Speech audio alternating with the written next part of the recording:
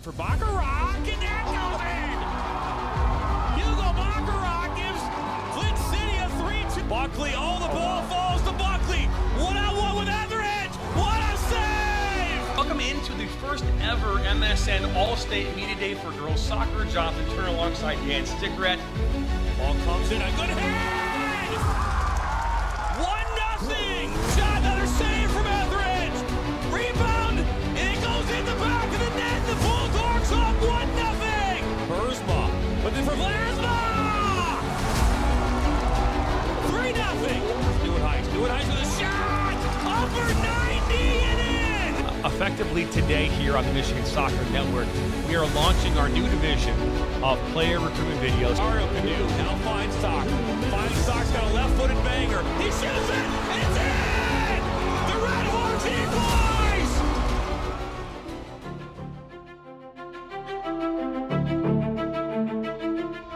All right, and welcome back to this week's edition of the UPSL Midwest East Recap Show. Jonathan Turner, I'm alongside the commissioner of the Midwest East Division, Mr. Santiago Almeida, and Gabe Almeida, who's also involved with the league as well. I would say the head statistician of the league, because I'm looking at these spreadsheets right now, and they are unbelievable, organized, and well put. I just think they're great, Gabe. So this past week, had some matchups here in the UPSL. We'll talk about those. So week number 4 of this spring season, Pass FC Pro with a 2-0 win over Real Detroit. Drita with a 7-0 win over newcomer Detroit City FC 2. FK Olympic falling at home 3-0 to United Stars SA. We had a chance to be out at that game this past weekend. We'll talk about that here today. Duca FC with a 6-0 win over Alianza FC. And Detroit United, another big win, 7-1 over Dearborn United. Those are this week's results. What are your thoughts here on these results in week number 4 there, Santiago? So right away, when I was looking at the match reports, I noticed like a lot of goals, and especially with some of these newcomer teams like Drita, Duca, and Detroit United. I think I was talking to Mark Schultes, who's the referee coordinator too, asking him about some of these games, and it seems like Drita, Duca, and Detroit United are making themselves pretty quick candidates to be at the top of the table at the end of the season. Specifically, Drita and Duca coming into the league and winning 7-0 for Drita against Detroit City. Now that game, there was an issue with potential rescheduling. Detroit City started a little late with their program, so I'm thinking a little bit later into the season they'll start picking up some steam as they get a little bit of consistency in the roster. But same with Duca to come away another week, another win. Last week they won 9-1 against Dearborn, so coming back and winning 6-0 against Alianza, which is historically a pretty decent side. They always give our team a little bit of trouble when we're playing in the fall. So surprising that they were able to get such a big marginal win there. It's not uncommon for there to be a huge goal differential for your top teams in the amateur leagues like this, right? I mean, right now Duca has 27 goals for and just 4 against, plus 23 so far in the season. They sit atop the table. 5 games played, they're 4-1, undefeated so far. Again, they're the newcomer into this league this year. Detroit United, who's been the staple, we talked about this last week. They are the most consistent team that's been in this league and have always been atop the table. They played a key matchup here that we'll talk about tomorrow night that we'll be covering once again. But looking at this, at these results, looking at these tables, is there anything surprising you right now about the league as it's shaping up here so far, 4 weeks in? You're muted there, Santiago.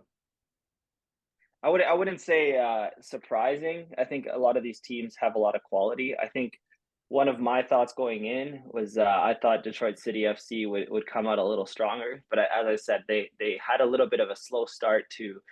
They brought in their coach right before the season started, so they're still kind of building their roster. So, like I said, I anticipate them to bounce back pretty quickly. But I am surprised to see so many really close games and so many like widely different non-close games.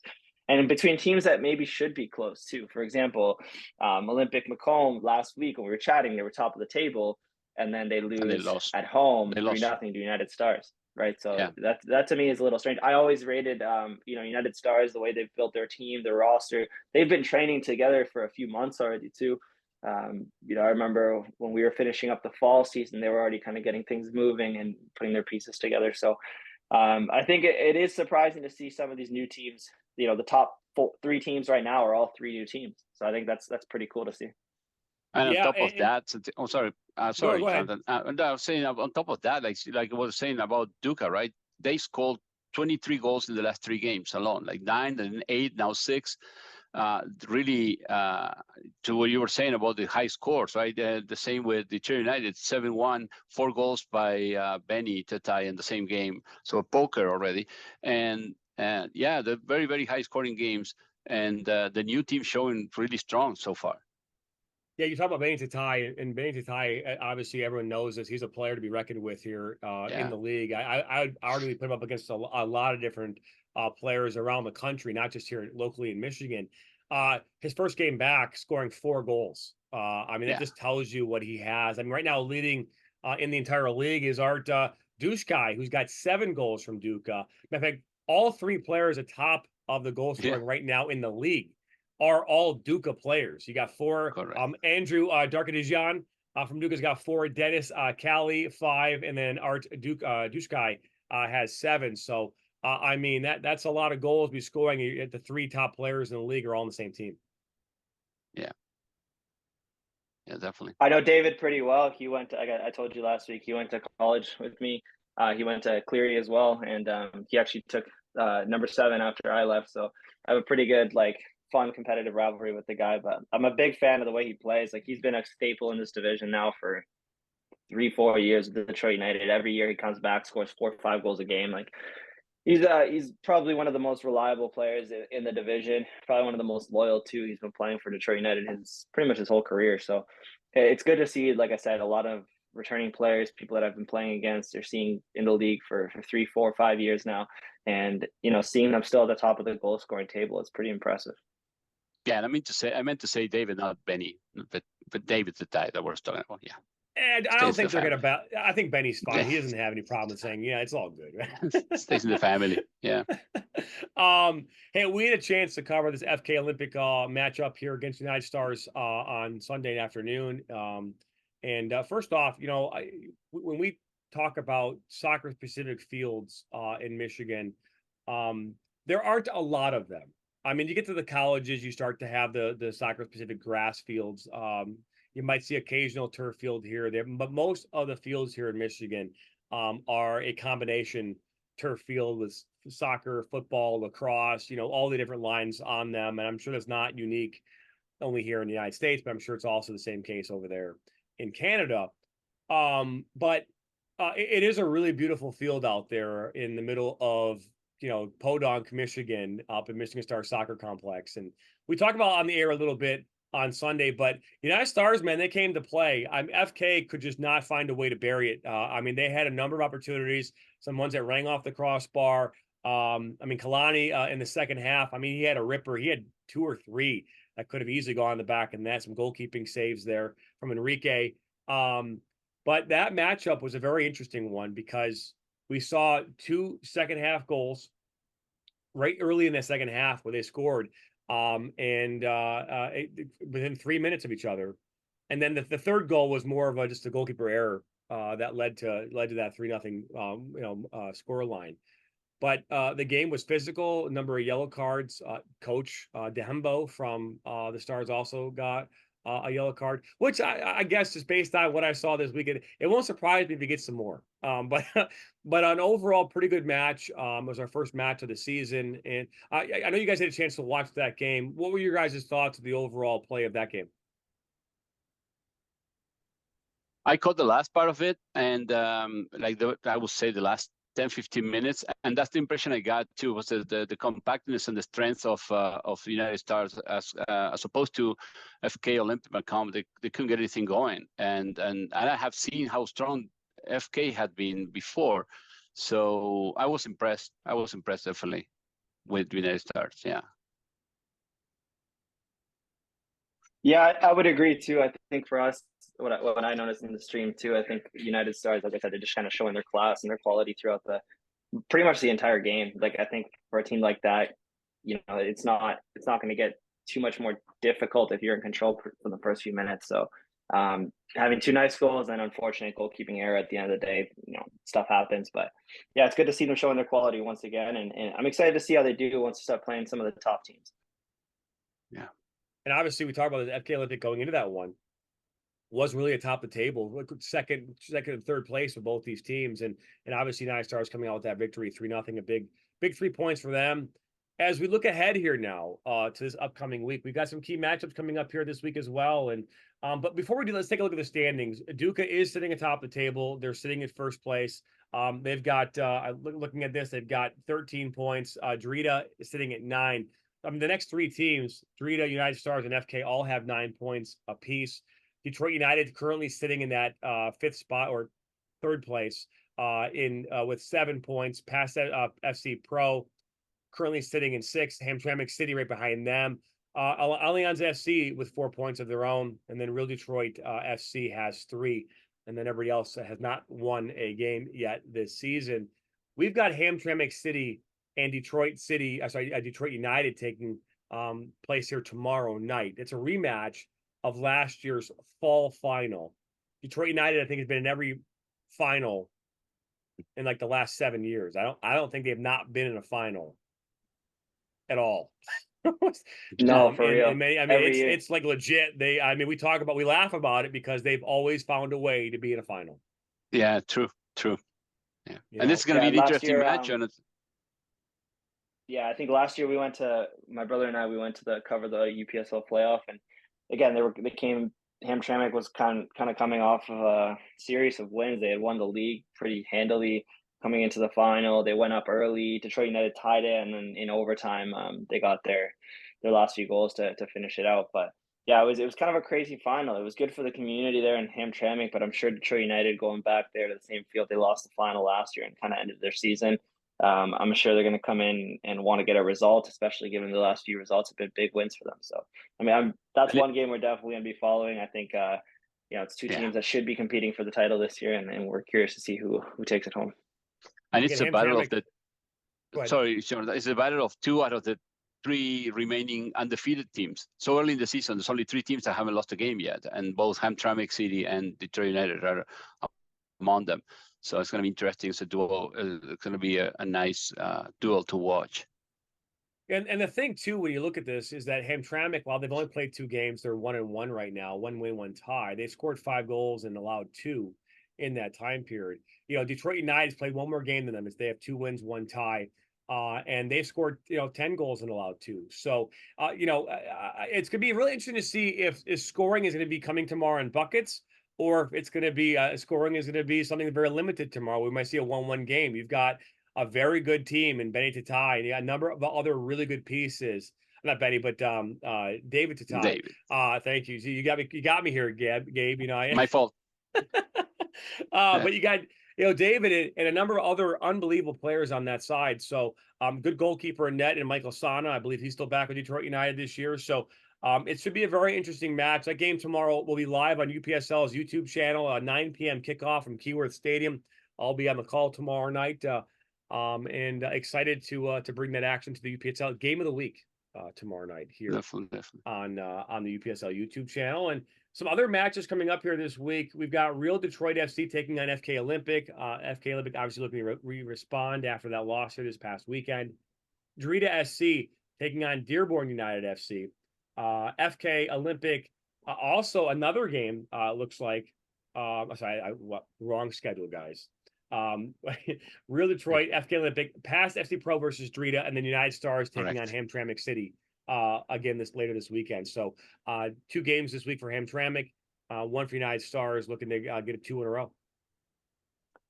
Yeah, I think too this weekend, I think these are some pretty crucial games for the middle of the table. Like even looking at Hamtramck City, they played Detroit United. They've only played 1 game, and it was a tie against Alianza. So it'll be interesting to see, how they can perform against Detroit United tomorrow night, and then take that to away at United Stars coming off a big win. I think that'll be a pretty good test this week for Hamtramck City to see if they're at the level they were at last year with relatively similar roster, or if they if they really have what it takes to battle with the top dogs this year. So, and then Real Detroit, same thing. I was talking to Mark Schultes, and who's our referee coordinator for this conference, and he was giving them nothing but praises about being a new team, having everything so organized, so well run. Honestly, they're a very Latin based country. I remember when I spoke to their owner the first time. He was thrilled that we could speak in Spanish. So it was it's good to see like their community coming out and supporting all their teams. They have a nice match day experience, honestly, at Allen Park High School, and it's one of those teams that I want to see succeed regardless, because they come from the right intentions. They're a good group of people, and I want to see them hopefully with longevity in the division. And same with Pass Pro. Their coach Edis, conference coach of the year last year, from coming in as a new team, getting a couple surprise results and sneaking into the playoffs. It's a team that's always fun to watch. They play out in Grand Rapids area, Northview High School, so it's a nice facility. Again, they take their match day operation stuff very seriously. We had a nice away game with them last year that I think it ended 1-1. It was a 1-1 tie, where they got a red card like 15 minutes into the game and played a man down the whole game. It gave us really a run for our money. And I think it was pretty much the 2 pass games that kind of killed the season for us. So from a competitive rivalry side, I think it's one of those teams that I like watching. I like how they're run. They just joined the women's division that we're in as well, the UWS. True. So they're launching their women's pathway as well. So it's one of those growing and up and coming teams that will definitely be one to keep an eye on. Yeah, no question about that. I mean, that's a wrap here for week number 4 of our UPSL recap show. We've only been doing this for 2 weeks, so we just started getting into this. But the goal is to do this each and every week of the season, leading up to the playoffs. And hopefully throughout the rest of these recap shows, we'll be able to maybe get some players on here as well and be a part of this conversation. But hey, I mean, the UPSL is the largest amateur men's league in the country. It's over 400 teams strong. It's one of the only leagues in the country at the amateur level that has a national tournament, which includes prize money. And every year, Midwest East sends a team into the national tournament with a chance to win that money. And we have yet to see a team make their way all the way into a national final. And with a stronger Midwest East division, with having these new teams in here like Detroit, face off against teams like Detroit United, who've been here for a long time, I think it makes our chances of getting into a national final that much easier. No, I would agree 100%. Like I said, we saw a little bit of a success story, as I said last week in the Western New York Conference with FCY New York. They went on a bit of a run last year, winning the league. I think they were undefeated. I remember last year when we played them, we were down 3-0 at half. And their third goal was a bicycle kick, from outside of the 18. It was such a crazy story. And then they would win every game. They won the playoff championship. Then they won the round after that and the round after that. I think they made it all the way out to the Elite 8. But it was a really cool story coming out of the Buffalo, New York area. And honestly, the division itself, a lot of the teams kind of rallied around them. We're hyping them up, and we're hoping that, after the season, whoever makes it out of our conference, we can kind of get behind them and support them all the way as they make their way through the playoffs. So it is cool that there's a nationals. A lot of times the teams that tend to make it out there are the teams in the South, which is because they can probably play year round and they got a bigger talent pool, obviously. But there's a lot of good football here in the Metro Detroit area. We're excited to keep following it, and I genuinely think that one of these teams, one of these days, will definitely make the break. It's honestly, like I always say, it's about winning one game.